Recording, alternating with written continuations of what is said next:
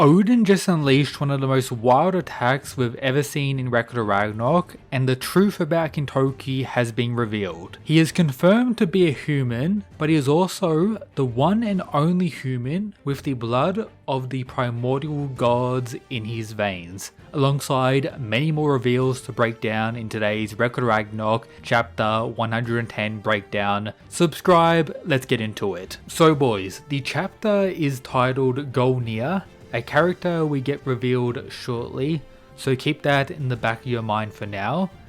We saw in the previous chapter Kintoki claiming that he inherited the will of Golnir, and I did videos breaking down what we know about this entity previously when it comes to the book Beelzebub came across and Odin during his younger days when he was regarded as a nameless god.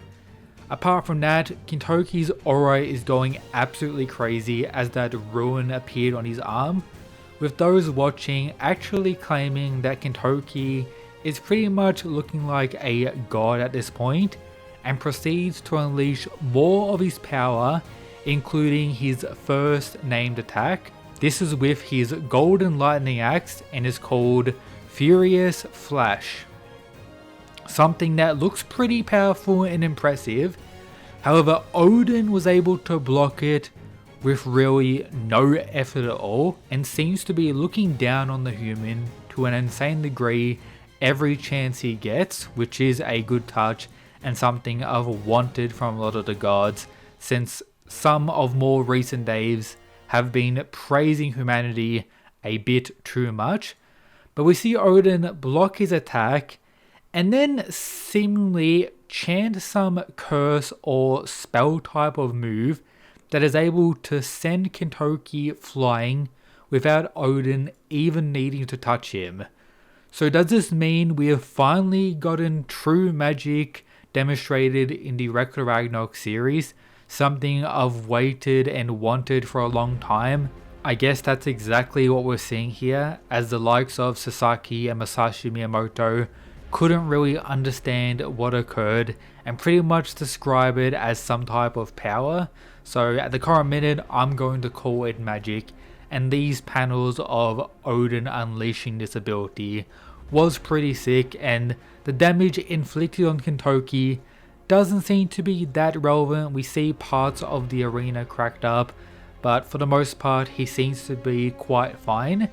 However, Zeus's reaction that we begin seeing here isn't due to Odin's insane power, it's due to what Kintoki just revealed, with Zeus's muscle form now looking quite odd, at least compared to previously in the series.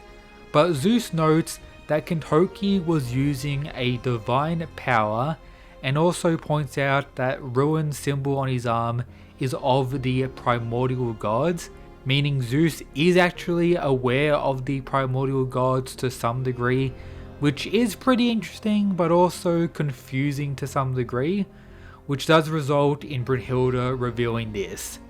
Kintoki is undeniably a human, however he is the one and only human with the blood of the primordial gods in his veins, meaning he should be technically a demigod, you could say, since he's related to the primordial gods in some way, which then connects to Kintoki saying this to Odin, pretty much information that no one apart from a select individuals know about the supreme god.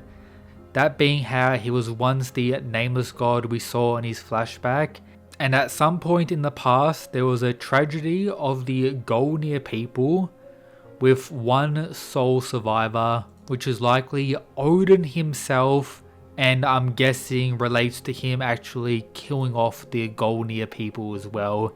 His own people potentially, when he was regarded as a nameless god, before he uncovered pretty much the remains of the supreme god Odin's divine weapon, and that pretty much took over his body.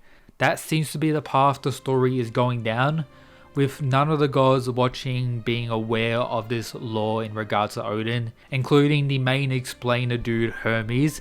But I do have to mention that Shiva is absolutely goated. not caring about all of these lore reveals, just wanting to know who is stronger between them two. And this directly builds up the next chapter that's coming, which is the truth about the Golnir people, which apparently is relating to all of Ragnarok and the truth of the entire world. We get introduced to two new primordial gods. This one, the goddess of the great light, and then Golnir himself, the great inventor god, with these two being husband and wife apparently.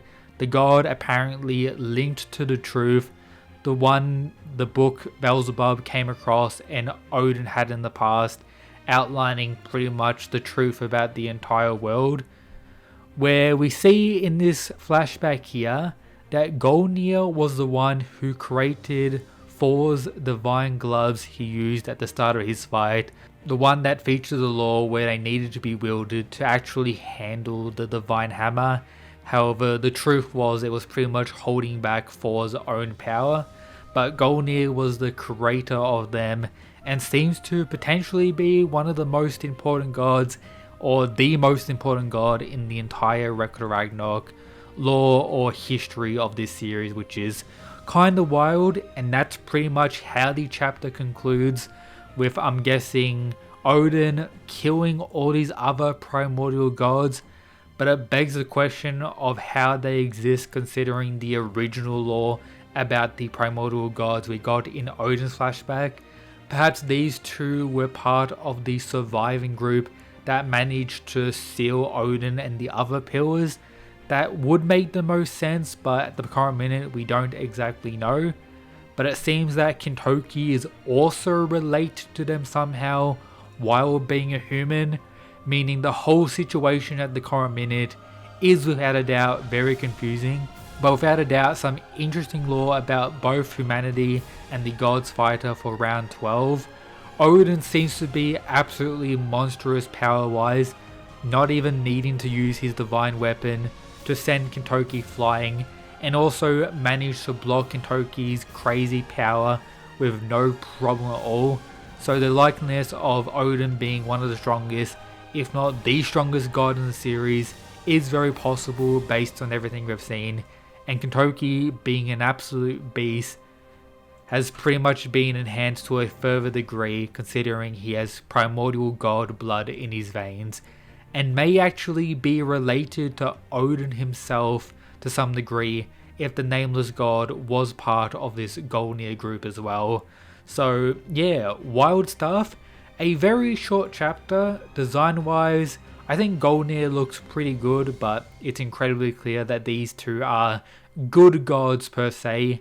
However, perhaps his inventing did cause some disaster or danger across the world, which may be explored in the current time. But the next chapter, based on what the leakers have said with preview stuff, is going to be focused on this supposed tragedy where I'm guessing Odin ended up killing them all and I guess gaining some insane power in the process. Who knows exactly? Drop your predictions and thoughts down below. We have crazy reveals when it comes to the Record of Ragnarok side manga, Apocalypse of the Gods out as well. You can see some of those in this video already out on the channel, but when the translations drop, there will be a video on that as well. Check out Gamersupps. That's it guys. Peace.